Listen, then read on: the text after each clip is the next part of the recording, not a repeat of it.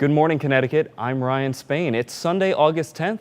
Thanks for joining us. Final arguments are over tonight in the murder trial of the former Olympian known as the Blade Runner. Here at home, U.S. Senator Chris Murphy says he has some concerns about this new round of involvement in Iraq, but it is imperative that the U.S. do something. Part of the Hawaiian Islands are dealing with the first blow of a 1-2 punch tonight. Hurricane Azelle has ripped through the islands and has now been downgraded to a tropical storm. An update now on a cold-blooded weekend shooting in New Haven we told you about yesterday that killed a 15-year-old boy. An 8-year-old Texas boy is recovering after he was accidentally shot in the face by his cousin. People of the town of East Haven gathered Saturday afternoon to remember one of its darkest days in town's history exactly 1 year ago.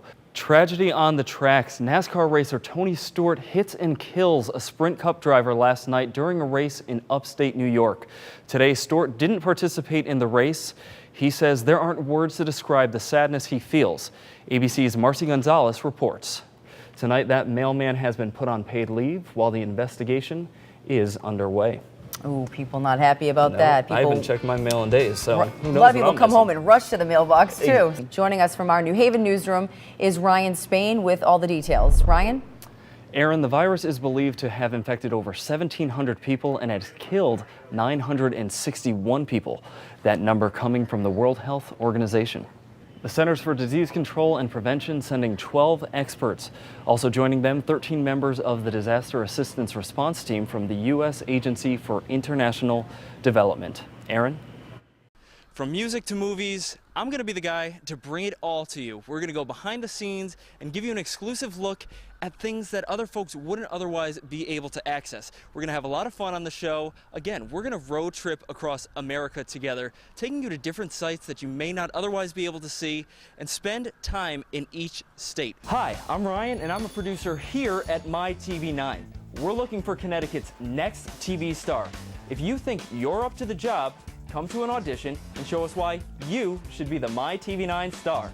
Auditions start soon, so don't miss this chance to be a star. Be yourself, have fun. What you're going to have to do is you're going to have about 1 minute in front of the camera. We're just going to ask them a series of questions about themselves. Bring that application with you. Make sure you fill that out. That information is at mytv9star.com. Check it out, download that application. Make sure you read all the rules because, again, there are certain things such as you need to be over 21, and we want to make sure that people don't show up and waste their time. I'm going to be at the audition. I'm going to be right there alongside of you guys, shaking your hands, getting to know what you're all about, and seeing if you have what it takes to be the MyTV9 star. I'm here at the MyTV9 studios, and guess what? You could be right here with me.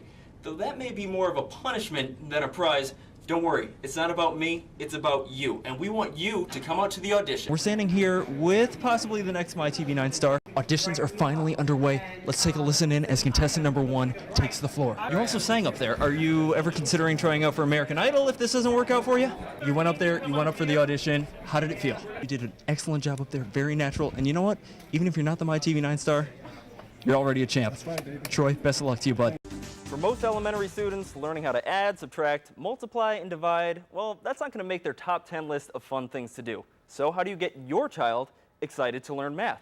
Our next guest, James Penn, is an award-winning children's book author, and he says the key is connecting mathematical concepts to other subjects and experiences. James, thank you so much for being here today. Thanks, Ryan. Really appreciate it. Now, my first question is, where were you when I was growing up? Besides your book being a great tool, what would you say to parents out there? How would you tell them to make the connection of math being fun to their child rather than just something they have to come home, sit down, and slave over at the dinner table? Now, your first book, it was called Sydney the Silly, Who Only Eats 6. That's an award-winning book. Tell us a little bit about that. Coming up next, the sensational singing chef, Neil Fuentes. He's back with another fabulous recipe. Don't miss this.